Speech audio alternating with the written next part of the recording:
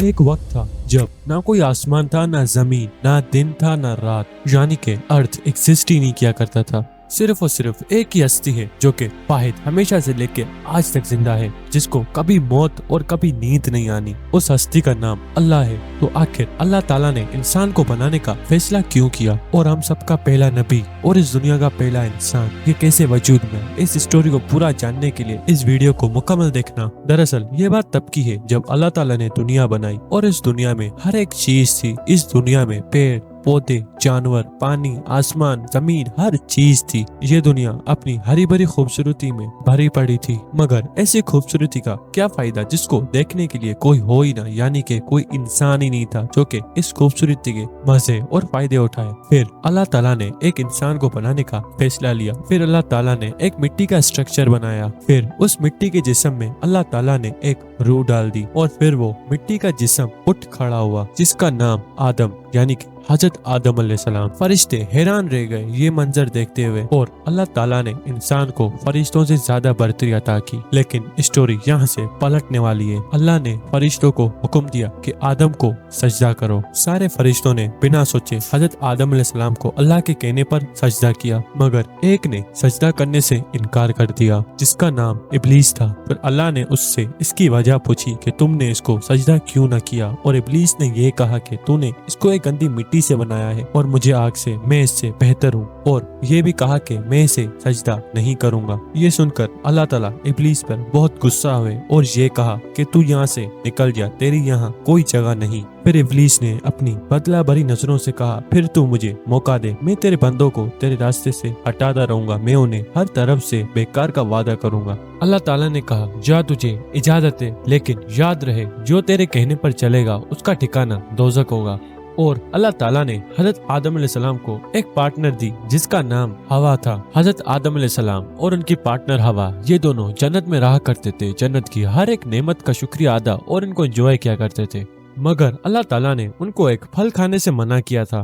حضرت آدم علیہ السلام اور ہوا یہ دونوں جنت کے ہر ایک پھل کا لطف اٹھا سکتے تھے، ہر ایک چیز، ہر ایک نعمت کا لطف اٹھا سکتے تھے، مگر اللہ تعالیٰ نے صرف ایک پھل کھانے سے منع کیا تھا۔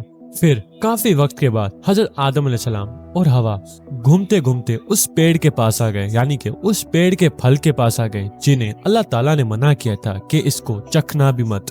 ہوا نے حضرت آدم علیہ السلام کو کہا کہ دیکھو یہ وہ پیڑ ہے، اللہ کا حکم ہے کہ ہم اس کا پھل کبھی نہ کھائیں ورنہ ہم ظالم بن جائیں گے۔ حضرت آدم علیہ السلام اور ہوا یہ دونوں ایگری تھے، ہاں یہ ہمیں پھل نہیں کھانا چاہیے، ہم اپنے رب کا حکم کبھی نہیں توڑیں گے۔ مگر اس وقت ابلیس کی انٹری ہوتی ہے، وہ ایک سانپ کی صورت میں آتا ہے اور وہ پیڑ کے اوپر چڑھ جاتا ہے۔ ابلیس حضرت آدم علیہ السلام اور ہوا کو کہتا ہے کیوں نہیں کھاتے، کیا ڈر ہے؟ اللہ نے تمہیں اس لیے منع کیا ہے کیونکہ یہ پیڑ تمہیں ہمیشہ زندہ رکھ دے گا، فرشتوں جیسا جسم، اور تم خود رب بن جاؤ گے۔ شیطان کی باتیں سنتے ہوئے حضرت آدم علیہ السلام اور ہوا کا دل تھوڑا تھوڑا شک میں آنے لگا، اور یہ دونوں ایک دوسرے کو دیکھتے ہوئے کہنے لگے شاید ہمیں یہ کھانا چاہیے، ہمیں یہ ٹرائی کرنا چاہیے۔ دونوں نے وہ منع کیا ہوا پھل کھا لیا۔ اچانک سے ان سے کپڑے چھین لیے جاتے ہیں اور یہ دونوں اپنے آپ کو ننگا جسم محسوس کرتے ہیں، اور پھر یہ اپنے آپ کو پتوں سے ڈھک لیتے ہیں۔ دوستوں پھر حضرت آدم علیہ السلام اور ہوا یہ دونوں سمجھ گئے تھے کہ انہوں نے کتنی بڑی غلطی کر لی ہے۔ پھر یہ دونوں گھبراہٹ سے اللہ سے معافی مانگنے لگے کہ ہم نے اپنے اوپر بے شک ظلم کر لیا، اگر تو نے ہمیں معاف نہیں کیا اور رحم نہیں کیا تو یقیناً ہم نقصان اٹھانے والوں میں سے ہیں۔ حضرت آدم علیہ السلام اور ہوا یہ دونوں دوزخ کے مستحق تھے، مگر اللہ تعالیٰ نے ان کو معاف کر دیا۔ اس میں کوئی شک نہیں کہ اللہ تعالیٰ رحمان الرحیم ہے۔ یہ وہ پوائنٹ تھا جہاں انسان نے پہلی بار اس دنیا میں قدم رکھا۔ پھر اللہ تعالیٰ نے حضرت آدم علیہ السلام اور ہوا کو یہ کہا کہ اتر جاؤ، یعنی کہ ان کو اللہ تعالیٰ نے دنیا میں بھیجا، اور اللہ تعالیٰ نے یہ بھی کہا کہ تم اس دنیا میں ایک وقت تک رہو گے اور یہ دنیا بھی ایک وقت تک رہے گی۔